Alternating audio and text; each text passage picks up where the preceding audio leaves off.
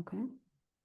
Welcome everyone to the future of learning. Here you're going to hear some really fun, disruptive, but from thought leaders, founders on the future of learning, where we are going specifically in higher education, the ed tech space, and all things tech, especially talking about AI. So we have an expert here to talk about everything that's going on in the AI space and how he's leveraging it with his company. And I'm your host, Cara Baroni.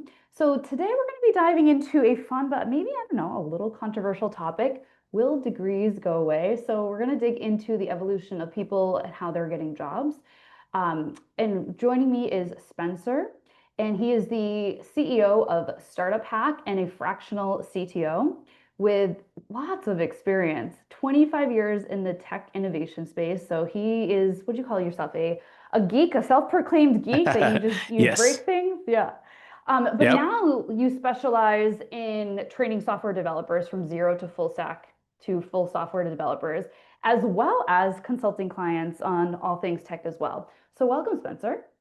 Thanks. Appreciate you having me here today.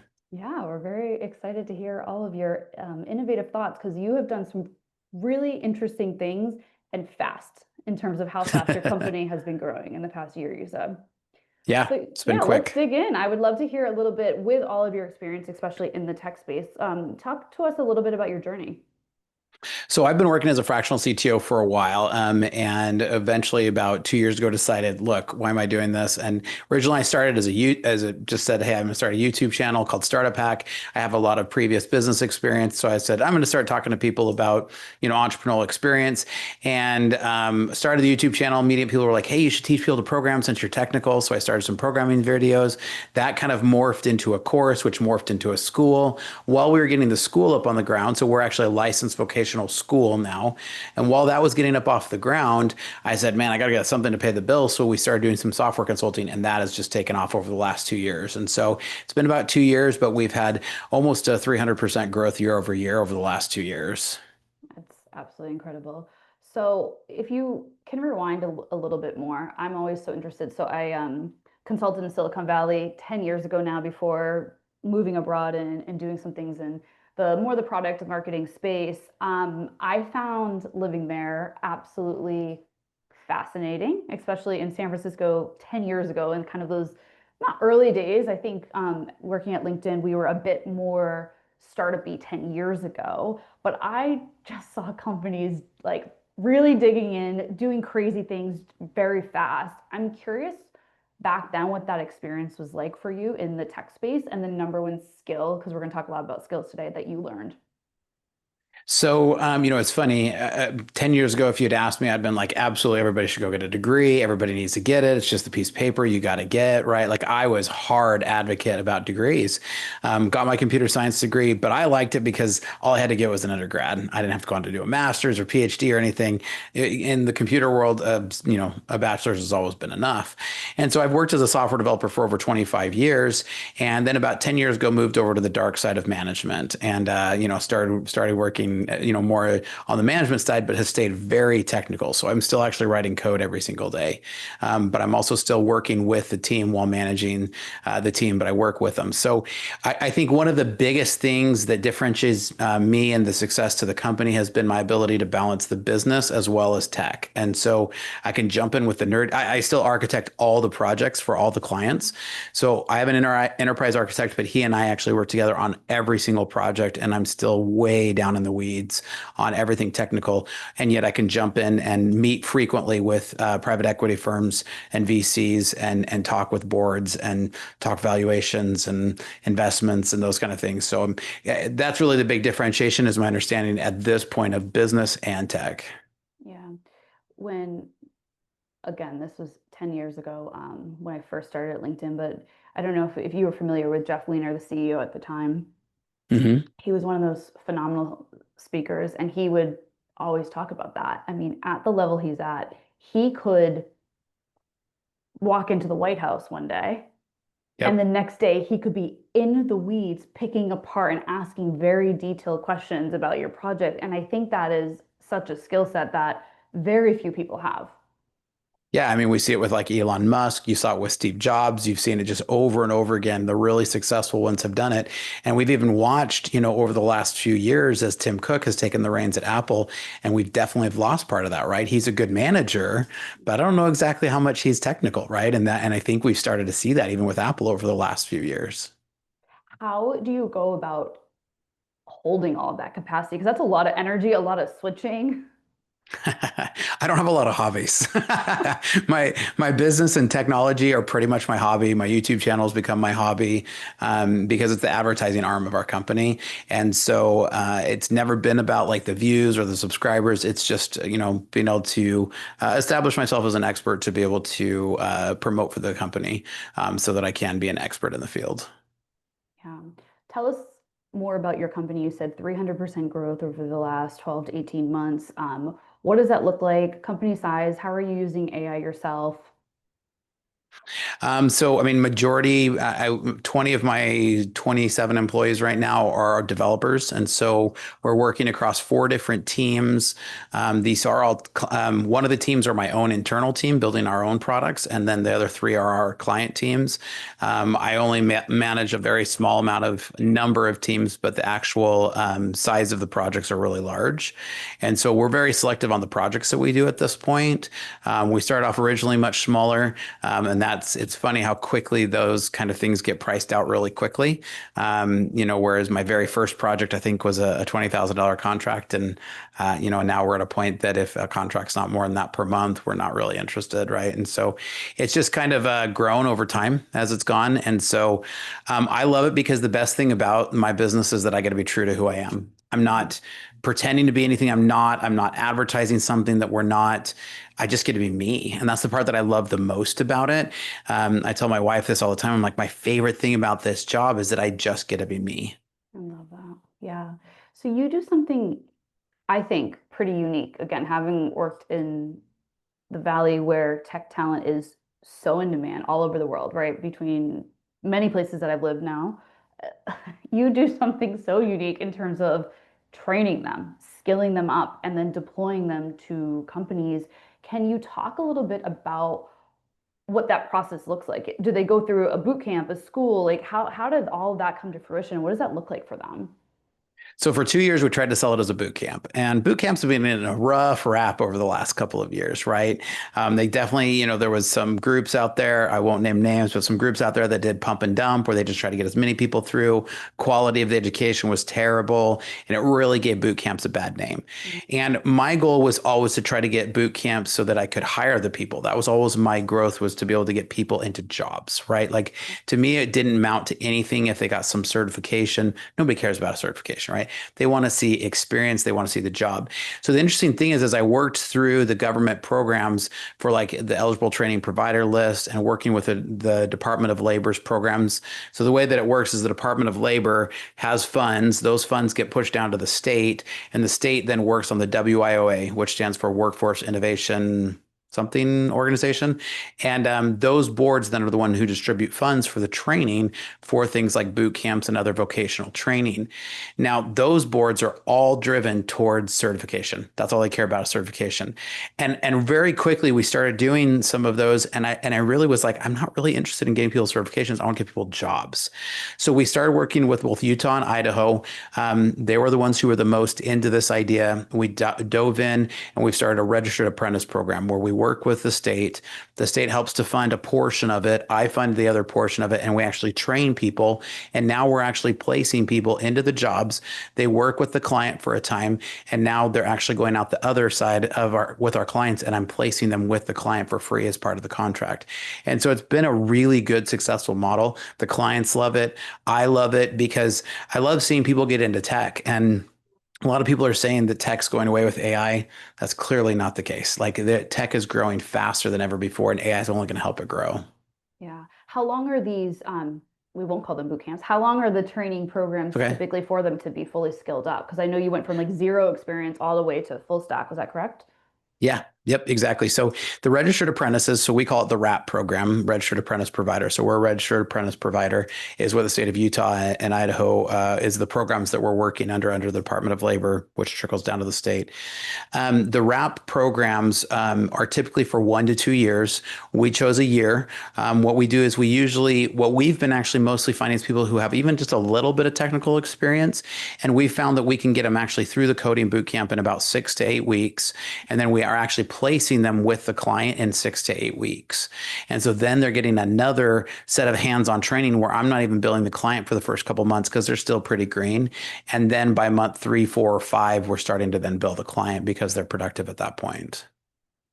6 to 8 weeks, and then they're in the client and under the mentorship and your guidance. Man, I would be very curious if you put me through that, if I could do something like it, because I don't think I could. But I think you're running this podcast. I think you're technical enough. I mean, I pressed record. But I mean, we really love it, and I do look for people who have propensity for tech. But at the same time, in the interview, what I'm really looking for is people who are committed. Right? I need people who are going to be button chair, and these, it's hard grind. Like these guys are button chair 8 hours a day plus to get through, and they know because they're on a sprint to try to get into the client, right? And that's where they want to get to. So it's a win-win for everybody when they land with the client. Yeah, I love that. So you mentioned a few times, AI is not going to be taking away these skills, but it's changing. We all know it's ever Mhm. evolving, very fast, rapid pace. So in this age where the future of the world is so quickly, rapidly changing, what we see is a lot being focused on skill set development, softer skills. And in the skill set development, obviously, that's something that your company really, really champions. I'm curious, how do you see the role of AI and the skill set development changing how people get jobs in the first place? So I tell my developers all the time that AI isn't going to replace them, but a developer who knows how to use AI might. And I think that's really kind of the crux of what we're seeing here right now. AI is another tool in the tool belt. There are some industries I think it's going to impact really heavily. I think if you're talking about legal, I think if you're talking about data science, data scientists, have been, it's definitely a field that has changed. But as with everything with technology, what we're going to see is not it just directly put humans out of work. Humans are going to have to change. We're going to have to change to work with it, and we're going to have to change to elevate our skills. So that's the number one thing that I tell everybody who's scared of AI right now is start learning, start using it, like be using it every day, become an expert in it, because those are the ones making the money right now. It's the ones who know how to use it. But the other flip side is I think we're going to see it change the way we educate. There was actually just a study that came out recently that showed that those who actually used AI in their education, and it was a pretty wide study, it was almost 1,000 students, were 76% more likely to achieve a 90 plus test score than those who did not use it while learning. So there's a big mindset right now that AI is actually going to make your brain mush. But I think actually, particularly in the education space, those who are using AI have a TA that's always available. Right now, as with everything with AI, you've got to check it, right? You cannot trust it blindly, right? Because we all know, ChatGPT just released and they're like, oh, we solved the hallucination problem. Well, they're solving the hallucination problem went from 12% down to 9%. It means 1 out of 10 questions you ask it, you're going to get some portion of the answer will be wrong and will be hallucinated. So you definitely have to trust it. But when you're trying to work as a sounding board, it's a great teaching instructor. So AI in learning, I'm curious how you yourself use it the most from like a learning perspective for all. I mean, you're scaling out a company, you're growing. Like there's a lot I'm sure that you don't know. And then also your students. So for me personally, I'm using AI constantly. Constantly. If I'm doing a series of research, but I know that the likely place that it's going to need to pull from is X, then I'm using Grok. If I'm doing a bunch of legal documents, I'm going to be using Claude. If I'm doing image generation, I know that Google Gemini is the best, right? Those things didn't come by happen chance that I know that, right? It's because we've been using it really, a lot every single day. If we're coding, we're using Claude, but then it depends on which type of coding you're doing, front end or back end, right? So the very first thing is jump in and start using it. I have people all the time, how do I learn AI? I'm like, what are you using? They're like, ChatGPT. I'm like, go sign up for 2 others, right? Like just go learn it. Go get started. Start using it every day. For our students, I encourage them to use it, even as they're, coding themselves. If they run into a problem, put it in there before they ping the instructor, right? We have an instructor who is a live human developer that does help them with instruction. What we're doing is moving them more to using that instructor with AI. And then when they're still really stuck, then they can still fall back to the instructor. And I think that's what we're going to see more and more of in education. And I think universities are the biggest areas we're going to see disruption. And I think it's coming. There's some big minds who are working really quietly right now, but are working in the education space. And I think universities are a major area for disruption. When you look at the business of universities, there's a lot of money in universities. You look at high schools, you look at, elementary education, that kind of thing. There's not a lot of money in that space. But when you look at universities, that's a huge target. What are your predictions? Well, as you're seeing all of this changing, especially in that space specifically, what do you think is going to be so disrupted? It's going to be interesting because I think we're actually already starting to see it. I think what we're starting to see is I think we're seeing a hiring force that is valuing experience over education. I personally would rather train up my own people than pay for somebody who has a PhD, because I know that person who has the PhD is going to be demanding 200,000 a year. But I could train somebody up from nothing, train them in the stacks I want, in the methodologies that I want. I've got a worker now that I know is going to fit into our model, and I can pay them a fraction of the price. And in the end, I then give them a training. And it's not like I'm just a jerk that's like, oh, I just want cheap labor. I'm growing that person and helping change their life. And to me, that's a huge part of this. Yeah.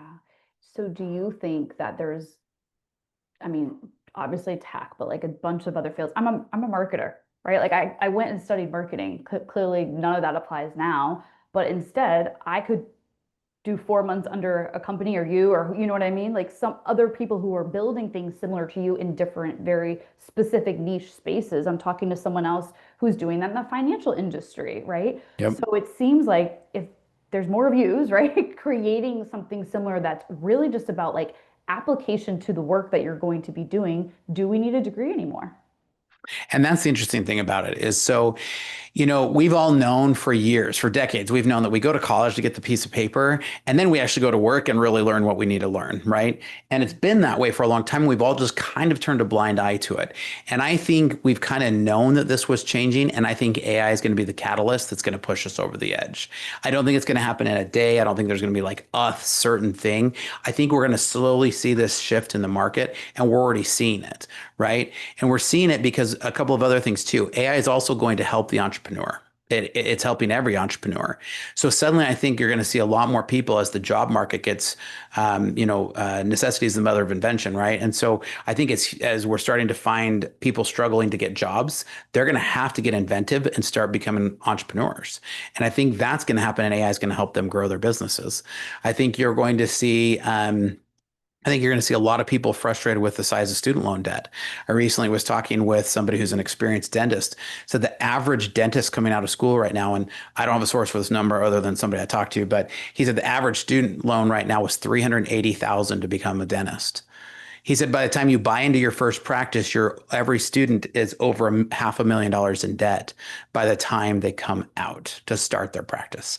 That's a staggering amount, right? It is so ripe for disruption when you look at that level of, to me, corruption. But So do you think almost every profession then, let's talk doctors, dentists, right? The people like hands-on will be disrupted as well. it's a good question. I think medical field will be one of the ones that'll be the last. I really do. I think no one wants to trust, AI to cut into them and, do surgery or even heck, even fill their filling, right? I think you'll see the medical profession and be the last that really gets touched with this. I think you'll see some other very specialized type of professions like law is going to be a really interesting one because, there's been some cases recently where, like legal filings and stuff have had errors in them that were clearly AI generated. And, there's been a handful of these kind of cases and the judges have just thrown the books at the lawyers for it. But, the reality of the matter is like almost 70% of paralegal work by now is being done by AI. Wow. And it's like when you stop and think of how much of a disruption that's going to be, something that used to take weeks and now can take a minute or two with AI, especially for any kind of wordsmithing type job, anything that's going to have anything to do with like a lot of words. I'm sure you've seen a lot of the impact in the marketing space, right? There's a lot of, and it's been a funny shift because originally, even in our own advertising, we saw this huge swing where like there was a lot of AI suggested stuff from like Facebook. And now if you're using AI generated content, Facebook actually like actually hurts you for trying to use it. And it actually, you're starting to see the backswing a little bit of that too. So it'll be interesting to see how that pendulum swings a little bit. Okay, let's go there for a second then. So user generated content, like how many people are advertising fake people, right? Growing accounts, selling off of them, marketing products that way. Like it's a huge trend to go that way right now.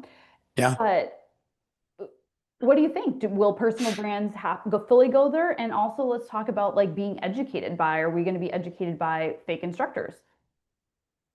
I, I, the education piece I think is going to be interesting as we've talked about. I think we're going to start seeing more AI tools that can help in some of the more rudimentary tasks. You think of when you go to college and there was the TA who you could never get a hold of, right? Now you've got that TA just right at your fingertips, right?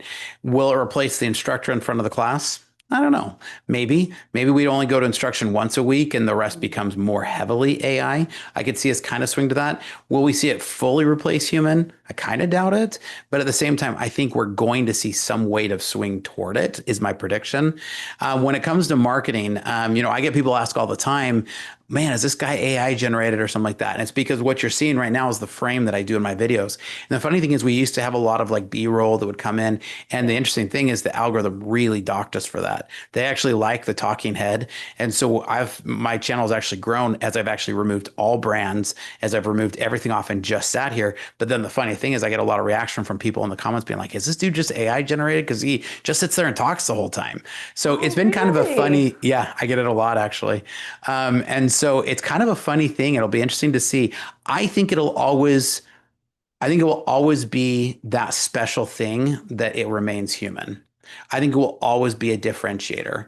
Like right now in software development, we joke all the time of, oh, that was the AI code, right?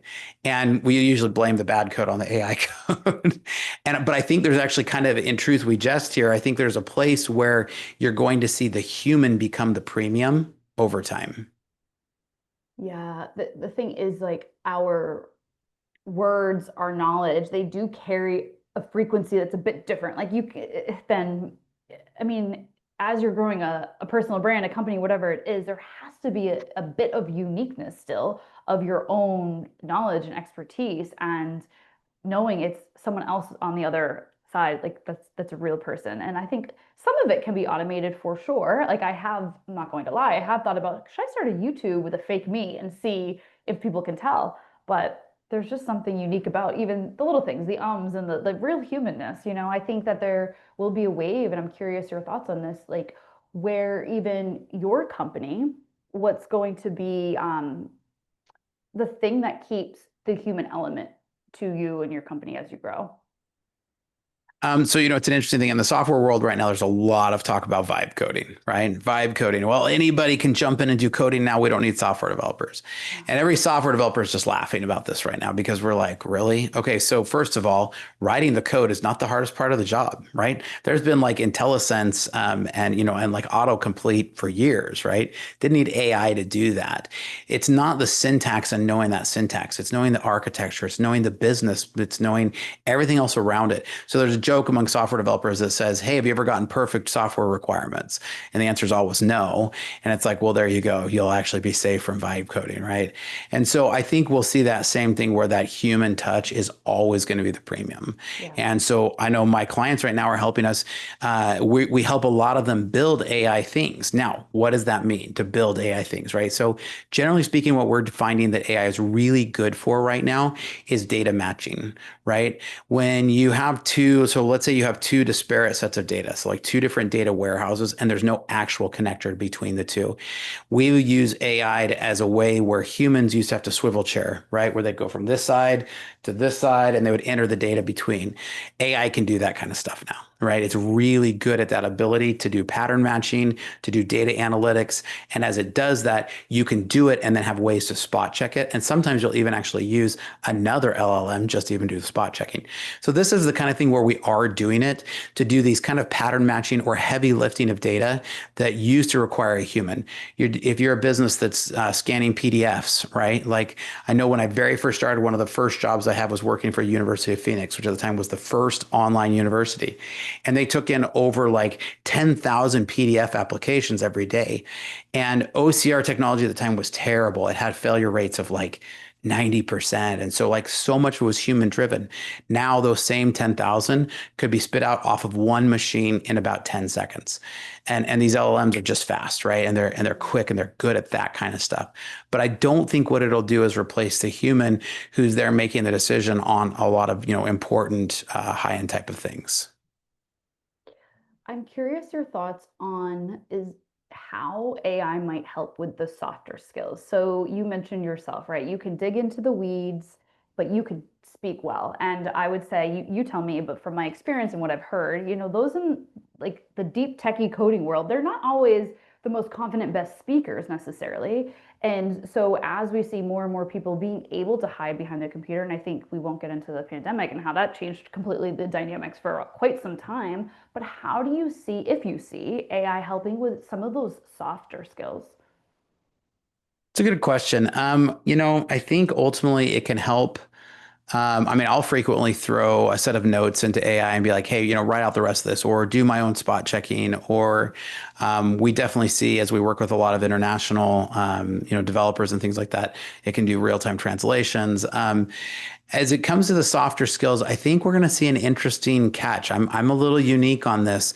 We've seen a lot of different data right now about whether AI is helping mental health or hurting mental health. And it's really funny because there's two very different camps about this right now. There's a lot of recent reports just coming out just right now that's saying AI is leading people down into some pretty dark places.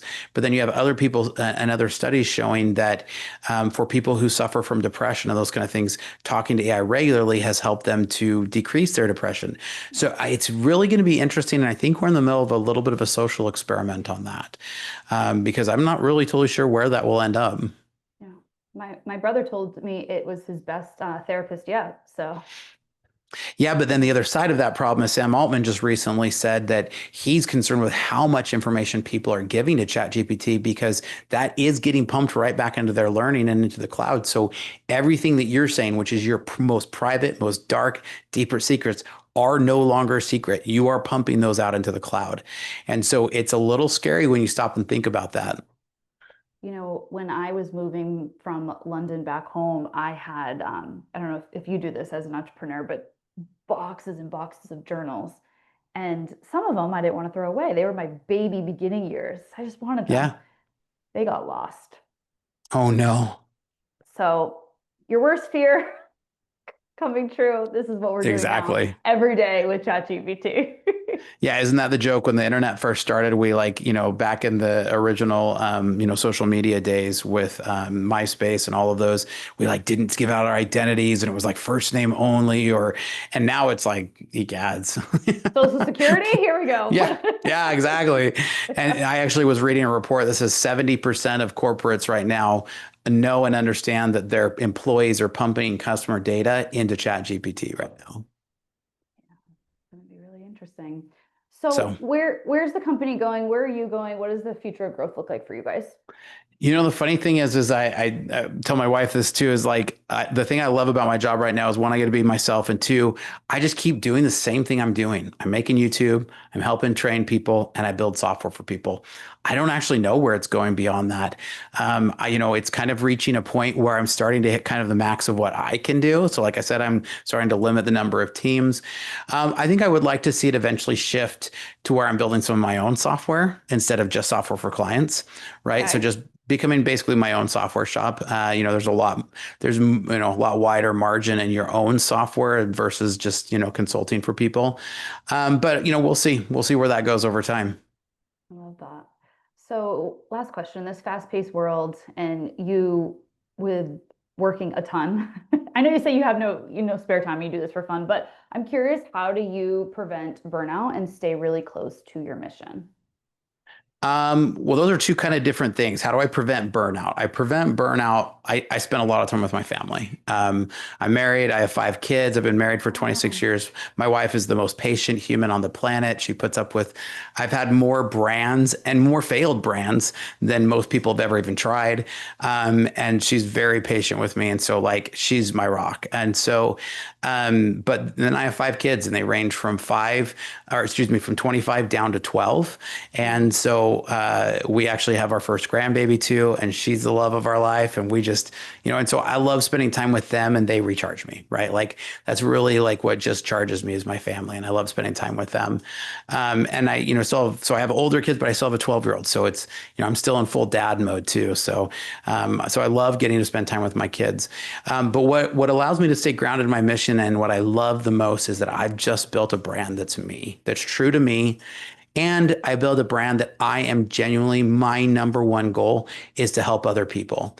Alex Ramosi said that, like, as soon as you can lay awake at night and be proud of what you've done alone, laying in your bed, thinking to yourself and be 100% proud of what you've done, that's true success. And I love that because on the consulting side, we're helping customers build software. And these are people who don't know how to build software. And so I'm helping take their company and make them technology enabled. I love it because I'm helping train these people who don't have a whole lot of prospects in life and training them to become, I mean, we've already placed multiple developers into 6-figure jobs, right? Like who started at zero. And so it's like I love like helping people change their life in a field that I love so much, clearly that I love. And then I love just getting on YouTube and talking about stuff. I'm a huge nerd, so I love talking about it. So I guess at the end of the day, I love what keeps me about it is the passion for my mission is to real that I love that I'm really changing lives on every angle of the business. I love that. It's effortless because it's just who you are. You don't have to try, you don't have to think about it. It is just you being you, and that's work is the extension of that. Yeah, I don't know if I'd go effortless. I do work hard, but it's Not effortless, but drives you, I'm teasing. gives you energy versus I do sucking it. out energy. And that's true. It does give me energy. I love it. I'll come off of a demo meeting and just Yeah, come out on a high. And then I got to go talk to the board. And when I say talk to the board is my wife. So, when I go talk to the board and, another thing I love about it is we've never taken any outside capital. And so because of that, like the board is me and my wife, right? And so we make the decisions together. I love you. That is quick, scrappy scaling. So, Spencer, where can people find and connect with you? Best way to connect with me is go to startuphack.com/Spencer. Startuphack.com is our like coding bootcamp site. And if you go to startuphack.com/Spencer, that's like my calling card. There's a contact me space. I set free 20-minute appointments. I'm happy to consult with anybody for free. I do separate consulting from coaching to consulting and everything as well. But I'm always happy to jump on a free 20-minute call. Amazing. Well, a big thank you to Spencer and for everyone for joining in. If you enjoyed this episode, be sure to subscribe, leave a review, and share it with someone who is looking forward to staying on the cutting edge of learning and tech. All right, until next time, have a good one. Signing off. Hey, thank you.